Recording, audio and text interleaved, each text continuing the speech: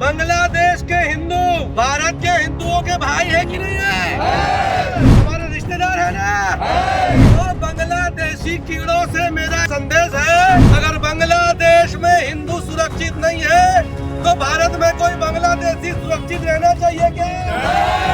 जहाँ भी यहाँ दुर्ग जिले में जितने भी घुसपैठी हैं बांग्लादेशी, या तो समझ जाए, समझा दिया जाएगा हमारे द्वारा, उनको उनकी औकात दिखाएंगे। आज हमारी बहन बेटी वहाँ सुरक्षित नहीं है तो ये याद रखना, आप लोग भी यहाँ सुरक्षित नहीं रह पाओगे। प्रधानमंत्री से निवेदन करते हैं, हमारे लोगों को वहाँ से सुरक्षित यहाँ पे लाएं। वहाँ का मुद्दा सिर्फ आरक्षण का नहीं है, वहाँ पे जिहादी मानसिकता के लोग हैं। वहाँ पे हिंदू मंदिरों को, हिंदू बहन बेटियों को क्यों टारगेट किया जा रहा है? वहाँ जो यहाँ पे बांग्लादेशी हैं उन्हें तत्काल 24 घंटे में यहाँ से देश को खाली करने के लिए कहा जाए।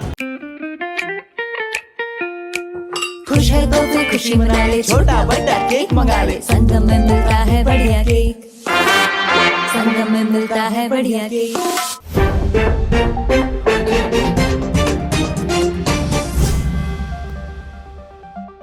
5 अगस्त के बाद शेख हसीना के बांग्लादेश छोड़ते ही बांग्लादेश में हिंदुओं पर जो है अत्याचार शुरू हो गई है। इस अत्याचार का विरोध करते हुए हमारे साथ हिंदू युवा मंच के कुछ साथी हैं जो यहाँ लगातार विरोध कर रहे हैं। आइए जानते हैं कि इन उद्देश्यों को लेकर इनकी मांगे क्या है। इनसे जी, इस रैली के माध्यम से, इस ज्ञापन के माध्यम से, जहाँ भी यहाँ दुर्ग जिले में जितने भी घुसपैठी हैं बांग्लादेशी, या तो समझ जाए या तो हम उसको समझा दिया जाएगा हमारे द्वारा, अपने अपने देश वापस चले जाएं। नहीं तो हम खोज के लोकतांत्रिक तरीके से पुलिस को साथ में लेके उनको उनकी औकात दिखाएंगे। आज हमारी बहन बेटी वहाँ सुरक्षित नहीं है तो ये याद रखना, आप लोग भी यहाँ सुरक्षित नहीं रह पाओगे।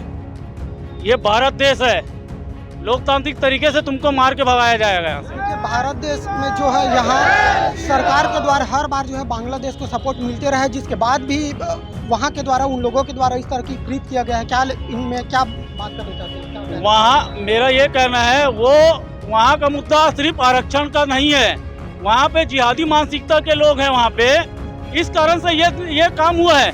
भाई आप आरक्षण की बात करते हो, ठीक है, आरक्षण का वहाँ अलग मुद्दा है, वो अपना कर रहे हैं, लेकिन हिंदू मंदिरों को, हिंदू बहन बेटियों को क्यों टारगेट किया जा रहा है? वहाँ कारण क्या है? आप एक पाकिस्तान बनाना चाहते हो वहाँ पे कि हिंदू बेटी वहाँ का परिवार सुरक्षित नहीं रहेगा। क्या साबित करना चाहते हैं? भारत हर समय बांग्लादेश का समर्थन किया, आज़ादी के लिए भी, बांग्लादेश की आज़ादी के लिए भी भारत सरकार ने समर्थन दिया और आज़ाद अलग करवाया। तो इससे ये वहाँ के जिहादी मानसिकता यह साबित होता है। वहाँ के कुछ जिहादी लोग हैं जो 90% वहाँ जिहादी लोग हैं जो हिंदुओं को रहने नहीं दे रहे हैं। तो ये बहुत गलत असर पड़ेगा वहाँ के जिहादियों को, ये बात बोलना है। तो अभी जो है शेख हसीना भारत देश में ही है, तो किस तरह से, क्या लगता है आपको कि यहाँ की सरकार किस तरह की नीति अपनाए कि वहाँ के हिंदुओं को जो है हो रहे अत्याचार पे कुछ नियंत्रित किया जा सके? भारत सरकार अपने आप में सक्षम है, सोचने और समझने में बहुत अच्छी सरकार है। इनको हमको गाइड करने की ज़रूरत नहीं है, वो अपने तरीके से उनको गाइड कर रहे हैं और समय में उनको क्या करना है और क्या नहीं करना है वो खुद समझदार हैं। हम उनको बोलने का औचित्य नहीं रखते। देखिए, हिंदू युवा मंच के द्वारा जो है लगातार बांग्लादेशी के जो रहने वाले लोग हैं जो छत्तीसगढ़ और भारत में रह रहे हैं, उनको लेकर एक बड़ी बात कही जा रही है कि वो यहाँ से चला जाए, नहीं तो जो है उनको यहाँ से भगा दिया जाएगा। हिंदू विरोधी जो बातें हो रही थी बांग्लादेश में, जिसको लेकर यहाँ पर जो है हमारे पास बीजेपी के जो पार्षद यहाँ मौजूद हैं और वो कुछ कहना चाह रहे हैं इन बातों को लेकर के। जी बताएँ। अभी जो हालिया स्थिति जो बांग्लादेश में घट रही है हिंदुओं के साथ, उन बातों को लेकर आप किस तरह से विरोध जताना चाहते हैं और क्या करने का ये आप लोगों का प्लान है? देखिए, उस बांग्लादेश का जन्म ही हिंदुस्तान के कारण हुआ और ऐसे बांग्लादेश, एहसान फरामोश बांग्लादेश, जिसको आज उसको अलग करने से लेकर उसको खड़ा करने तक का भारत का हमेशा योगदान रहा है।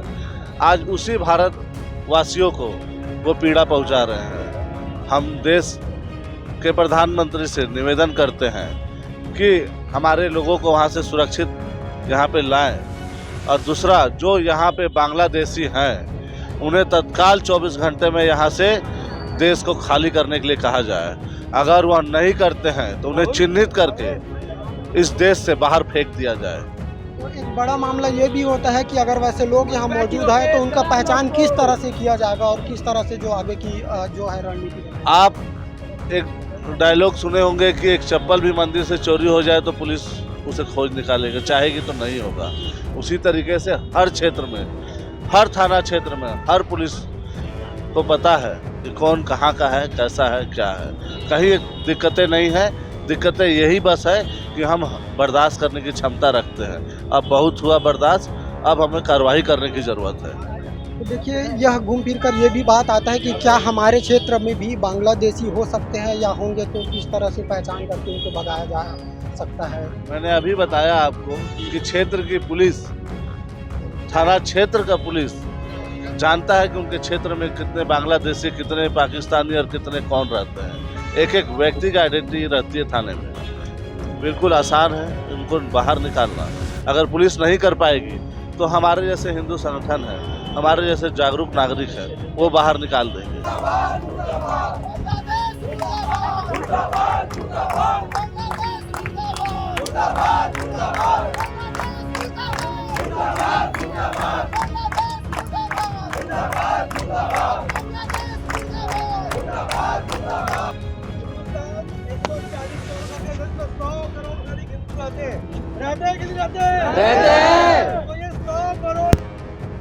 वैश्विक महाशक्ति है, वो बांग्लादेश से अपने लोगों की रक्षा कर सकता है कि नहीं? कर सकता है। करना चाहिए कि नहीं करना चाहिए? वो बांग्लादेशी कीड़ों से मेरा इस कार्यक्रम के माध्यम से संदेश है कि बांग्लादेश के हिंदू भारत के हिंदुओं के भाई है कि नहीं है? हमारे रिश्तेदार है ना? हमारा खून एक है कि नहीं? हमारा डीएनए एक है ना? तो हमारे भाइयों को अगर कोई छेड़ने का प्रयास करेगा, बांग्लादेश के हिंदुओं की सुरक्षा बांग्लादेश की सरकार की है। अगर बांग्लादेश में हिंदू सुरक्षित नहीं है तो भारत में कोई बांग्लादेशी सुरक्षित रहना चाहिए क्या? रहने देंगे क्या? 1947 में जब देश का बंटवारा हुआ तो पूर्वी पाकिस्तान और पश्चिमी पाकिस्तान दोनों जगह से हिंदुओं की लाशें भर भर के आ रही थी। दोनों जगह से पूरी सरकार, पूरा सिस्टम जो एक उस समय के सेना दल अंग्रेजों ने बनाया था और उस समय की तत्कालीन भारत की सरकार ने जो बनाई थी वो फेल हो रहा था। तो जवाब किसने दिया था? जवाब भारत के हिंदू ने दिया था। और ऐसा जवाब दिया था कि वहां से जो ट्रेन भर भर के लाशें आ रही थी, जब यहाँ से पार्सल वापस गया तो लाशें आनी बंद हो गई। तो भारत में रहने वाले हर एक हिंदू का सीधा संबंध बांग्लादेशी हिंदू से है।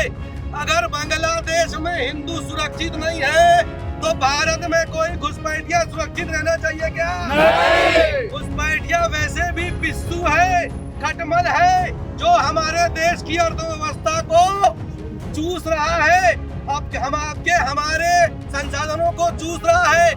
ऐसे घुसपैठिए को देश में वैसे भी रहने का अधिकार नहीं है। लेकिन भारत की परंपरा अतिथि देवो भव की है ना भैया? गेस्ट हमारा भगवान जैसे होता है, लेकिन ये गेस्ट है क्या? नहीं। ये पेस्ट है, PST। पेस्ट मतलब होता है कीड़ा मकोड़ा, वो कीड़ा मकोड़ा जो फसल को नुकसान पहुंचाता है। तो गेस्ट तो बेस्ट होता है, लेकिन पेस्ट क्या होता है? वेस्ट होता है। तो जो पेस्ट है, इस पेस्ट को भारत में घुसने देंगे क्या? नहीं। भारत के हिंदुओं की जिम्मेदारी है कि बांग्लादेश के हिंदुओं की सुरक्षा करे। अगर बांग्लादेश में हिंदू पे कुछ अटैक होता है, हमला होता है, उनकी संपत्ति को नुकसान पहुंचाता है, तो यहाँ पर रहने वाले बांग्लादेश के समर्थक, जिहादियों के समर्थक, आतंकियों के समर्थक सुरक्षित रह पाएंगे क्या? नहीं। रहना चाहिए क्या? नहीं। आज के कार्यक्रम के माध्यम से अपने लोकतांत्रिक अधिकारों का प्रयोग करते हुए हम लोग हिंदू युवा मंच के सभी कार्यकर्ता एक शांतिपूर्ण प्रदर्शन कर रहे हैं। दिलों में हमारे आग लगी है, लेकिन हम उन जैसे जाहिल नहीं है। हम बांग्लादेशी कीड़ों जैसे जाहिल है क्या? नहीं। पिस्सू है क्या? नहीं। जानवर है क्या? नहीं। भारत की एक संस्कृति है, भारत की एक परंपरा है और वीरों का एक आभूषण है। जो वीरों का आभूषण होता है वो क्षमा होता है। तो क्षमा करने को हम तैयार हैं, लेकिन बांग्लादेश में हिंदू सुरक्षित होना चाहिए कि नहीं होना चाहिए? बांग्लादेश के जो हिंदू विरोधी तत्व है उन पर कार्रवाई होना चाहिए कि नहीं होना चाहिए? स्पर्श मल्टी स्पेशलिटी हॉस्पिटल अब दे रहा है फुल टाइम विशेषज्ञों की देखरेख में सर्वश्रेष्ठ NICU एवं PICU की सुविधा, यानी नवजात एवं बच्चों की गंभीर बीमारियों का इलाज अब आपके अपने शहर में, साथ ही न्यूनतम दर पर हेल्थ पैकेज की सुविधा। स्पर्श मल्टी स्पेशलिटी हॉस्पिटल, एक एहसास अपनेपन का। तीरंदाज।